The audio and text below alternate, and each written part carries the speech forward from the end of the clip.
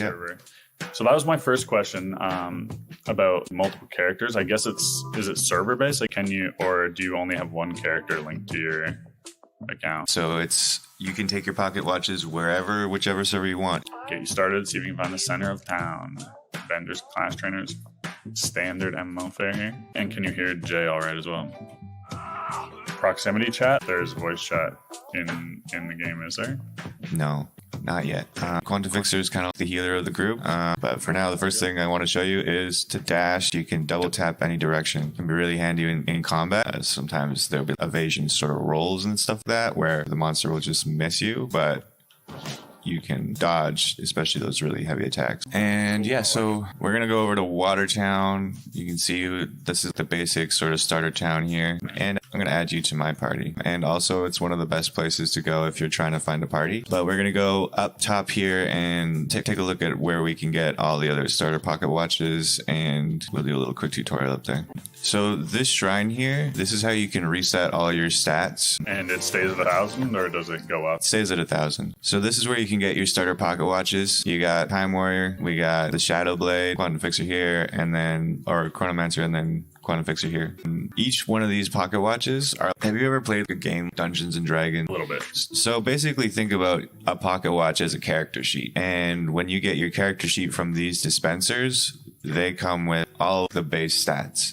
You're getting a non-buffed, specific pocket watch. Great to start out, and all the pocket watches are rank specific now. They used to not be. So what that means is if you're rank 1 or rank 0, the only pocket watch that you're really going to be able to use is basically a basic one, a tier 1 pocket watch. There's up to 5 tiers of pocket watches, or 6 tiers of pocket watches, sorry. And then there's also rarities that affect whether or not you're going to be able to use it. So say you have a tier 6 legendary pocket watch. You wouldn't be able to use that until you manage to get your rank up to level 40. So say I have a level 30 pocket watch, a level 20 pocket watch, and a level 15 pocket watch. Maybe my rank would be level 40. You can see in the top left corner your level and your rank. So you're rank 1 and level 1, but I'm rank 21 and level 4 right now. Right? Yep, I getcha. Yeah, so there's nothing wrong with having multiple character sheets, but when you look on the right-hand side, you see that larger inventory space. That larger inventory space is shared amongst all of your pocket watches. But down below there, there's 2 bag slots. Those bag slots are specific to that pocket watch. So you can have multiple pocket watches with multiple bags, so you can kind of manage your inventory that way. And some of the bags that you can get later on are pretty much they're the same size as the commons. So yeah, now your skill tree. So as a healer, you probably want to focus on light heal first. As you level up, you're going to be able to boost different sort of skills and abilities. And also, let's just quickly go back to your inventory now that we're thinking about skill trees. You can see the pocket watch that you have equipped. See how it says change timeline? Below that it says gears. Gears augment your pocket watch. Some gears that give you new spells and abilities. Some of them are, you really want to seek after them. So an example of a skill that you can get as a Quantum Fixer are a bunch of different types of gates that give you buffs. But going back to the skill tree, you get 1 skill point and 2 player stat points to attribute every single level. And since you took out a non-aggro NPC, that was enough to level you up to level 1. And we were talking about how these pocket watches are kind of the base character sheet. Since they're the base character sheet, it's best to try and play the vanilla class. What I mean by that is if you get a different pocket watch, there could be all sorts of player stat buffs that allow you to min-max your character to be something quite unique.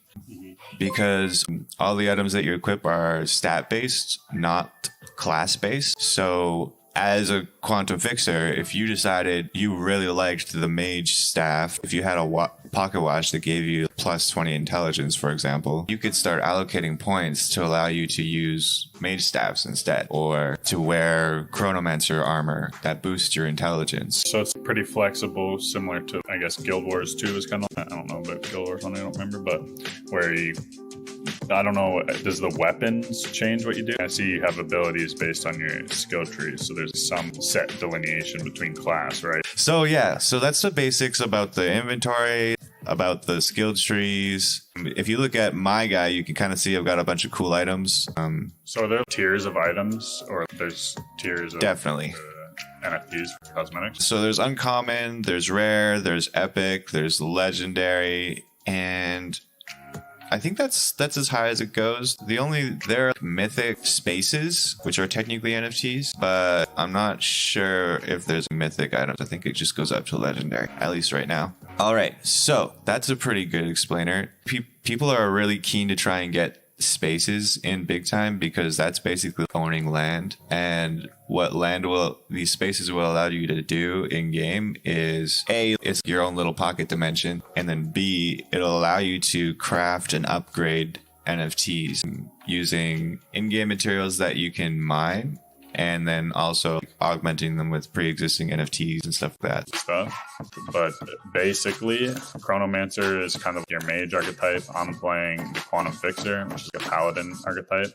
You can see, sword and board healer type. Shadowblade is a rogue, and then there's the warrior. So I see there's a quick swap weapon. What's the button for that? So you can toggle between them using F. The NFT items are all cosmetic only, so there's not the same kind of pay to win aspect to it, which will either be a plus or a minus depending on your preference. And there are modifiers that reward that, especially if you're playing with a party that's all around the same level range. So we're playing a dungeon that's levels 1 to 2. That's great because it sandwiches our levels of 1. Say we had a party with a level 1, a level 2, a level 3, and a level 4.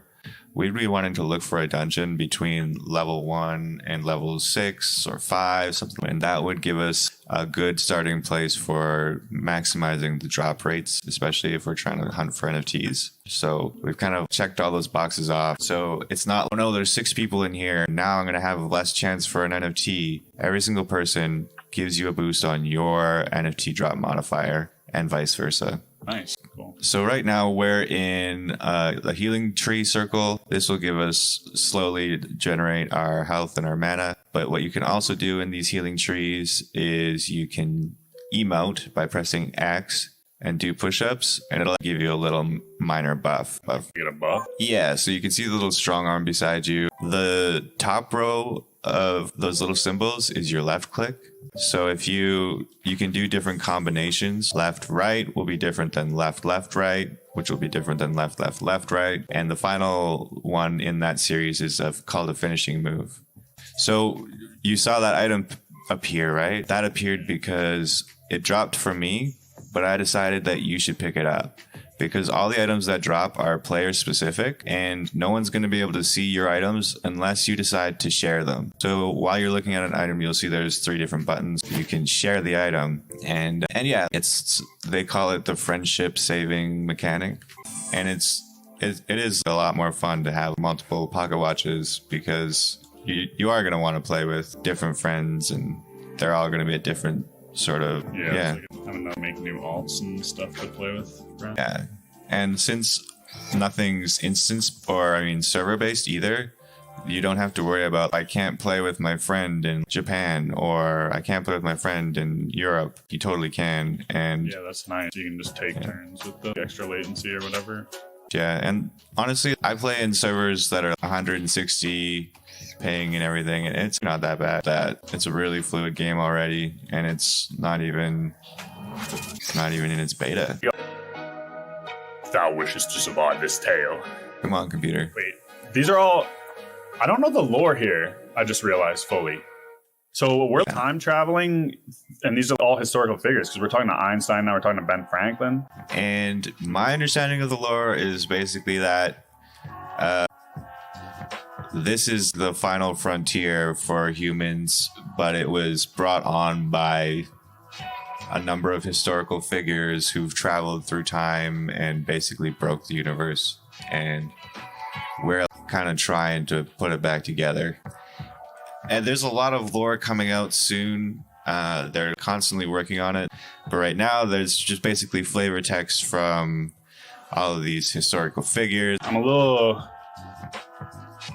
love sci-fi in general. Time travel gets a bit crazy, but I also love history. So, I feel there's a lot of interesting potential here for sure. Totally. I guess maybe there's so many offshoots, and it kind of depends on your play style, right? Some people are more speedrunners who just want to do the objectives and go straight to the boss, but other people are, they want to explore every nook and cranny. They want a full clear. They want to get every single mob just because what if you miss it and then there's an NFT, that kind of a concept. So are the dungeons also, are they randomly generated? Yeah, so we did they're randomly generated. Different layout or something? Yeah, they'll be very similar layouts, but they are randomly generated. And then there's also randomly generated combinations of quests and mobs. Spaces are basically going to be big times version of land. They're your own little pocket dimension. Inside there, you're going to be able to craft a bunch of different items and NFTs, and it's also going to be how you create their currency. So spaces are going to be the only way that you're going to be able to craft tokens. It seems I should. No. Should be able to. All right, we failed. Damn, actual fail. Yeah. Rip. Big L. We could probably take a tour of Time's End. You can either take the scenic route, or we can take a little bit of a shortcut, check out some other sort of realms in the area. There you go. So we're taking the scenic route, just so you know. The art style. Yeah, the kind of sprint animation and the sort of cell shading. It's got a bit of that. I don't know what you'd call it. Outline, edge, high definition on the edge. So he's been playing for 3 or 4 days, I think, and he's seen 7 NFTs drop. Nice. He's won the role, but he's just dropping pretty frequently. This is kind of for level ranges between maybe 13, 11 to 25. This one has these 2 arches over it, and it's golden. So there's a different. The one that just expired that we ran to as well. Is that exactly pillars next to it or something? So there's different tiers of dungeons. So when you're hunting for NFTs, higher drop rates in the more elite dungeons as well. And is that just based on level, or is that independent of level? Yeah, so you could find a dungeon that's gold dungeon between level 12 and 20, or you could find a gold dungeon between level 40 and 50. You'd want to be trying to play within your level range, but also looking for dungeons that are a higher tier. You can still run through the sort of more basic dungeons, and you're still going to be having plenty of chance to. So this is the Icy Waste Outpost. This is where you can get a lot of really premium items. All these vendors, pretty crazy stuff. So the limited offer is the specific NPC, I guess, and then the always available is the generic price that I'm assuming they all play. Limited offer is they only have one of those items. But the always available is we'll always have this item. Don't fight that. Run. It's way too high level for us. I think the entrance to the castle is over here. It goes up quite high. Notice that mob was level 33 or something. This is as good a place as any. It's a pretty nice view. Wait. You played big time for the very first time, and now you get to bring along some homies too, because you still got some more Ruby passes to give away. Hell yeah, baby. Feels good, man.